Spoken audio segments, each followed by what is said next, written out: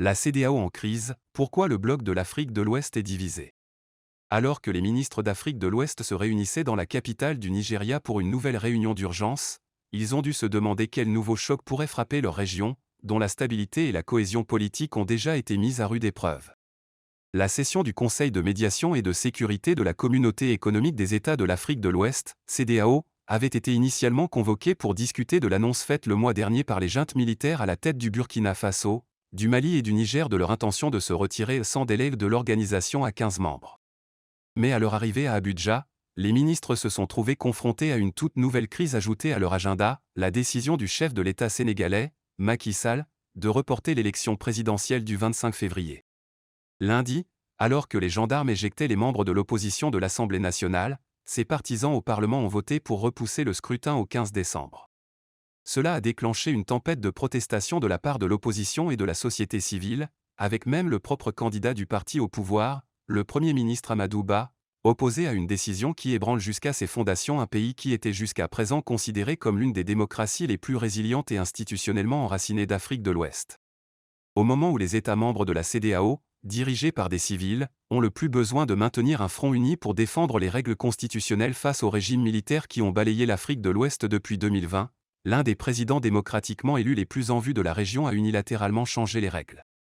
Monsieur Sall a l'intention de prolonger son séjour au pouvoir de 9 mois au-delà de la date officielle du 2 avril, dans l'espoir peut-être vain de renforcer les espoirs de son camp de remporter les élections lorsqu'il finira par quitter le pouvoir. Nombreux sont ceux qui se demandent si son objectif ultime n'est pas de faire volte-face, de renoncer à sa promesse de se retirer du pouvoir et de briguer un nouveau mandat. La CEDEAO a déjà du mal à maintenir une pression sérieuse sur les chefs militaires de la région du Sahel, qui ont renforcé leur soutien interne en dépeignant le bloc régional comme des voisins tyranniques sous l'emprise de la France, l'ancienne puissance coloniale dans une grande partie de la région.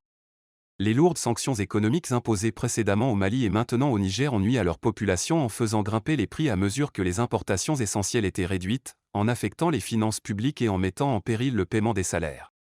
Mais cela n'a fait qu'engendrer un ressentiment populaire qui a renforcé le soutien au régime militaire, du moins à court terme. La diplomatie douce, la médiation du Togo, qui a gardé des relations amicales avec les régimes militaires bien qu'il soit un État de la CEDEAO, semblait pouvoir apporter une percée, avec des rumeurs d'un projet d'accord sur un calendrier pour la restauration d'un régime civil au Niger, mais le pays a ensuite soudainement annoncé son départ de l'ensemble du bloc. Le chef d'État de transition du Mali, le colonel Assimi Goïta, n'a même pas pris la peine de proposer un nouveau calendrier électoral après avoir abandonné sa promesse d'organiser des élections ce mois-ci. Au lieu de cela, son régime a simplement publié cette semaine une nouvelle déclaration dénonçant les sanctions et réitérant sa détermination à quitter le bloc régional. L'un des défis les plus délicats pour la CEDEAO, qui tente de résister à la vague de coups d'État et de l'inverser, est l'accusation d'hypocrisie ou de deux poids, deux mesures. L'organisation parle fermement lorsque des soldats prennent le pouvoir aux civils, mais parle rarement ou agit avec force lorsque des dirigeants civils élus organisent des coups d'État constitutionnels et modifient ou contournent les règles pour prolonger leur propre mandat, comme cela s'est produit en Guinée en 2020. Et ce n'est pas le seul exemple. L'année précédente, le Togo avait adopté des amendements constitutionnels pour permettre au président Faure Gnassingbé de briguer 2 mandats supplémentaires. Au Bénin voisin, tous les partis d'opposition ont été exclus des élections législatives et, en 2021, 2 des principaux candidats de l'opposition à la présidence ont été arrêtés avant les élections, puis condamnés à de longues peines d'emprisonnement. Face à de telles manipulations et à de tels abus de la part de gouvernements civils, le protocole de la CEDEAO de 2001 sur la démocratie et la bonne gouvernance risque d'être interprété comme des mots vides de sens. Les hauts responsables politiques de l'Union reconnaissent de plus en plus que cette situation nuit à son influence morale et à ses chances de mobiliser le soutien de l'opinion publique pour faire pression sur les auteurs de coups d'État afin qu'ils rétablissent la démocratie. Après que des tentatives antérieures visant à limiter à 2 le nombre de mandats présidentiels dans la région ont été bloquées par certains gouvernements membres, les fonctionnaires ont exploré d'autres moyens de renforcer les règles afin de pénaliser ou de bloquer les manipulations constitutionnelles. Mais ces changements n'ont pas encore été finalisés ou approuvés.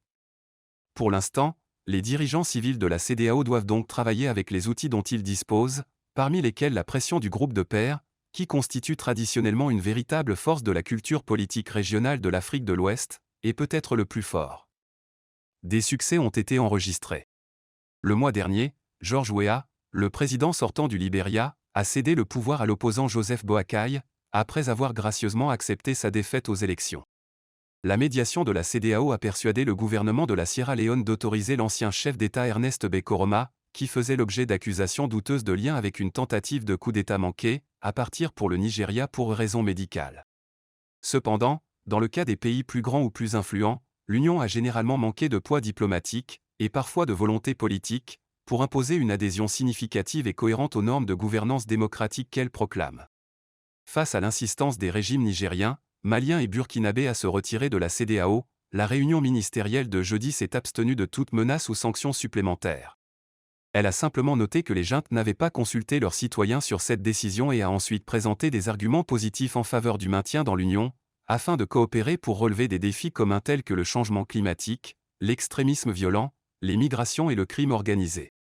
Toutefois, cette décision de s'éloigner de la confrontation ne fera probablement pas changer d'avis les chefs militaires. Il marque la reconnaissance par la CEDEAO du fait que le rétablissement de l'unité régionale devra être un jeu à long terme, basé sur la restauration de la bonne volonté et l'attente que la pression des citoyens ordinaires des États du Sahel, y compris les millions d'immigrés installés depuis longtemps dans les pays côtiers d'Afrique de l'Ouest, commence à se faire sentir. Mais cela revient presque à admettre que l'extension des principes démocratiques communs au Sahel devra attendre un autre jour. La lutte contre la nouvelle menace urgente qui pèse sur la démocratie sénégalaise ne peut être mise en veilleuse ou échelonnée. Le pays est une pierre angulaire de la CEDEAO et, même s'il présente des lacunes, son système politique repose sur des principes et des institutions fondamentaux. Les enjeux sont énormes. Une grande partie de la classe politique et de l'opinion publique sénégalaise s'insurge contre le report de l'élection par le président. De nombreux constitutionnalistes affirment que le président Sall et sa majorité parlementaire n'ont même pas le pouvoir légal de modifier la date des élections ou de prolonger le mandat du chef de l'État au-delà de la fin prévue le 2 avril. Les pressions internationales ne sont pas en reste. La Commission des Affaires étrangères du Sénat américain, par exemple, a accusé M. Sall de mettre son pays sur la voie dangereuse de la dictature. Dans ce contexte, si la CEDEAO renonce à défendre clairement les principes constitutionnels fondamentaux et opte plutôt pour une position molle à l'égard d'un dirigeant civil en exercice qui est un membre du club, sa crédibilité déjà érodée en tant que défenseur de tout principe démocratique commun sera profondément entamée aux yeux de nombreux habitants de l'Afrique de l'Ouest.